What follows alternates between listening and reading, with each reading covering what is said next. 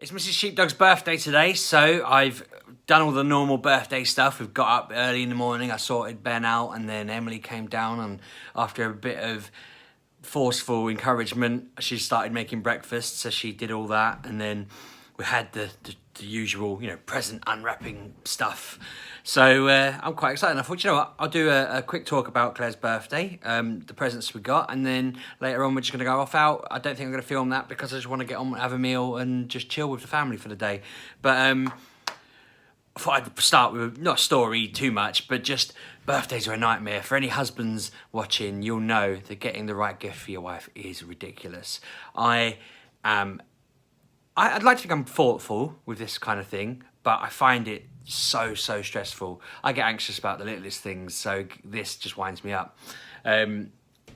13 years ago when I met Claire, it was her birthday maybe 2-3 months after I'd met her, so I didn't know her that well, and I wanted to make an effort, and I think I was looking for something nice that she could just wear, and I ended up getting her a necklace that was based on her birthstone, which I can't remember what that is now, some kind of red stone, like a garnet or something like that. I might be wrong, because obviously it's November, that's her birthday.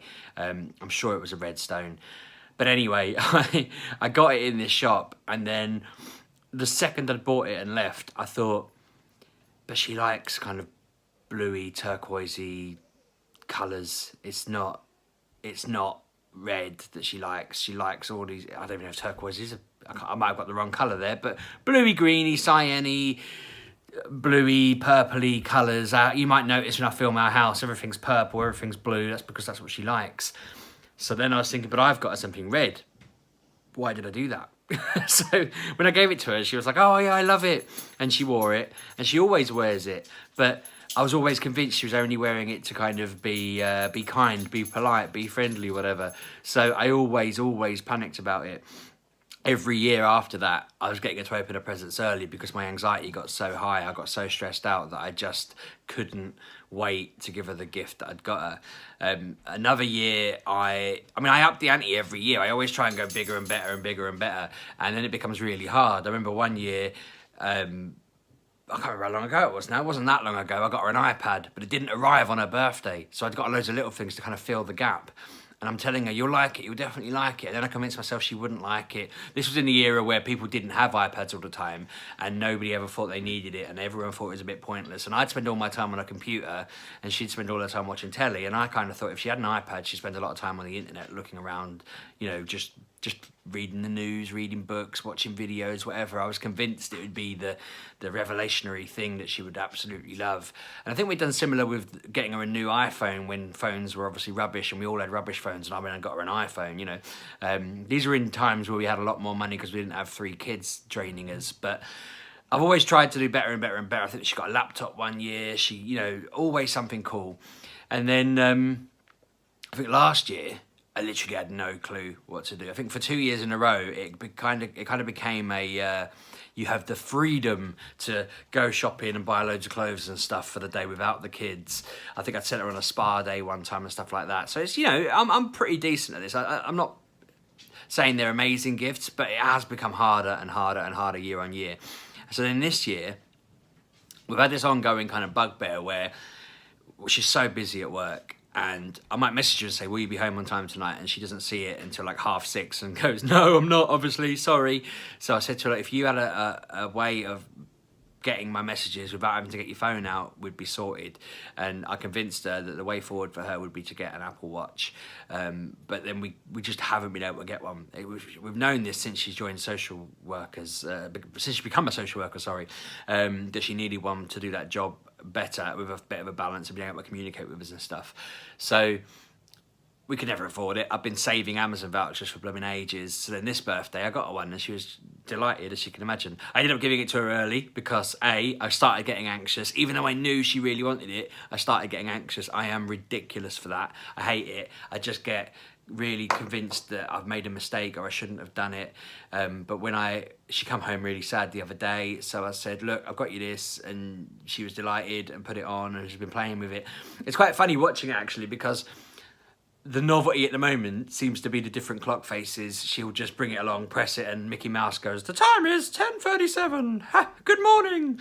You know, and she's got it for her running and stuff like that. She's, you know, the idea is that I can ask her questions and she can respond now. And I'm not being like, I need her to respond instantly, but she, before now, would just never have time to communicate with anyone, and now she sees when she's got a message on her arm. When Ollie's sat on her phone watching YouTube, she can just pause it from her arm. We were doing that yesterday. He got a bit confused, bless him. He's very calm about it, but he's watching a video and it just paused and he just goes, boop. And then it paused again and he just went boop. And we were doing that. I was watching her do it for a good 5-6 minutes before he looked at her and she went, "Oh, sorry, I was only playing." And he just sort of laughed and carried on. Well, he didn't really laugh, he just blankly stared and went back to what he was doing. But yeah, it's got its little features. I'm feeling like that'll be a genuine life changer. I don't think I would personally benefit from having one because I'm glued to my phone all the time anyway. But I feel like already it's made a difference. We've communicated so much more in the couple of days she's had it because I can message her while she's at work and stuff like that. I'm hoping I'll get her to get Pokemon Go on it so she can walk Ollie's eggs and stuff like that. That's the one benefit for me in the background, but I don't need it for that because my phone's on all the time. I got her some headphones for her running. Got lots of bits and bobs like that. Got her, I'm looking at my list because I've forgotten already. She got a Cluedo Harry Potter set from my mum. She got some, you know, girly stuff for like makeup and bits and bobs. You know, that she'd asked for perfumes, body wash. What else did she get? Oh my God, I've got an absolute blank. I asked Ollie what he wanted to get her, and he said a chocolate Santa. So I genuinely looked, I thought, well, that's what he wants to get her, but we couldn't find one that wasn't like really cheap, nasty chocolate. I thought Thornton's would have one, but I think they must just have released it like this week or something, I don't know, but we ended up getting her some Lindt door chocolates because she loves them. We've got a lot of gin because her mum bought some and I bought some because we both really like gin, and so that was that. And then I started just getting really random presents. So I'm going to slip in random little videos now where I say like, this is what we got, because I can't really explain it without just showing it. But the first one is a money box.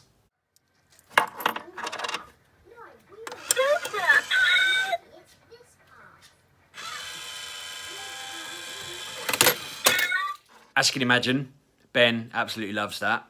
Ollie was interested in how it worked and where the panda was. Basically wanted to pull it open and we're like, no.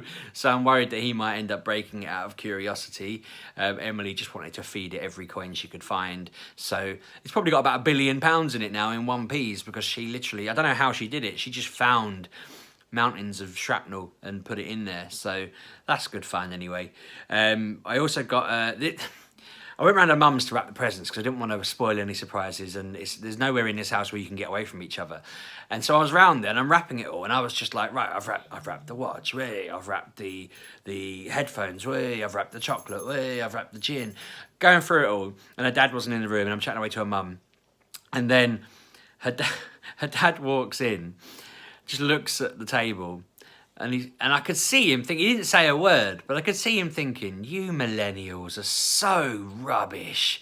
It's like, I could just feel that I was letting down an entire generation, because I know this is a gift that she would love. I started getting anxious about it. I got very anxious about it, but I didn't cave. But I ended up getting her a whistling kettle. And I'm going to cut to it now because I filmed some of the getting it ready, and some of my worries have been confirmed, but her dad was just like, why have you got her a kettle? But she was delighted when she opened it. She thought it was amazing. She was well chuffed. We've been standing here filming this kettle for 10 minutes now, on and off, just waiting for it to start whistling. Whistle! Whistle, damn you! Why won't you whistle? It's not listening to me. I don't know how to communicate with it. This is the maiden boil, so we basically had to fill it all the way to the top, which is why it's taken so long. We had to fill it up and then just set it to boil so that it could clean it or whatever.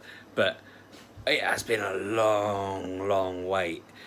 If I was making tea for 15 people with this... Yeah, here we go, here we go!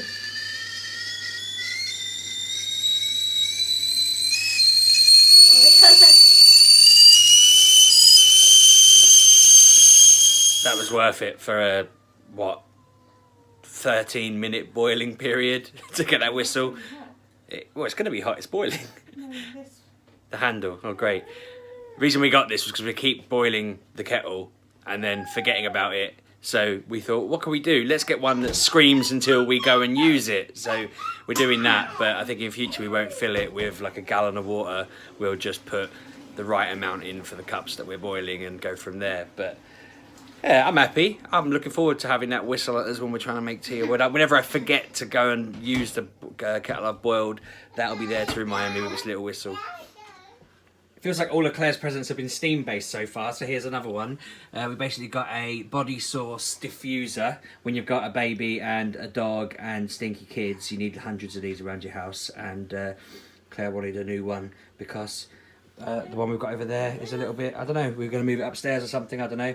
But yeah, this is awesome. It's got orange and cinnamon in it at the moment. It smells delicious. There's a mulled wine one, which I might just drink. I don't even think we're going to diffuse that one. I'm just going to drink it, or I don't know, attach it to my moustache. But no, I love these, and Claire does too, so she got one for her birthday off my sister. Even half full, this has taken another 4 or 5 minutes and it's still not whistling. So eventually, I did get a cup of tea out of the kettle. I'm looking at it over. I glared at it for some reason then. Like it's going to be offended and try harder next time. What I've learned, obviously, like with all kettles, if you fill it, it's going to take longer to boil. But our electric one would just boil, and it'd be job done, and it'd be great. It'd take like 3 minutes tops. But this one, we've got to put in precise amounts. So I tried putting in a guess, and we still ended up with about 4 cups extra water, which I don't even know how I did that. It's like it filled itself while it was boiling. But I think I just need to get a measuring jug, work out how much tea we consume, me, Claire and Emily, and then that'll be job done. But no, she was delighted with that. And the diffuser, that was from my sister, that we just want more of them dotted about, basically. The kids all smell. We clean, obviously, constantly, but when the baby does a poo or Ollie vomits on the sofa and we have to scrape it up or whatever, oh, it's all grim. Kids are grim. If you don't have kids, that's the sort of thing you need to be prepared for. And just our stinky dog that likes to blow off all the time. So we've got all these things dotted around now to just combat that. I think that's come from one day Emily's friend came around and went, "Your house really smells of dog." We were just like, oh no. So yeah, that's it. We've just doubled our efforts then to kind of combat that. I don't think I've missed anything off. I'm checking my list, but there were lots of other bits and bobs, mainly, as I say, perfumes and foodie bits and stuff like that.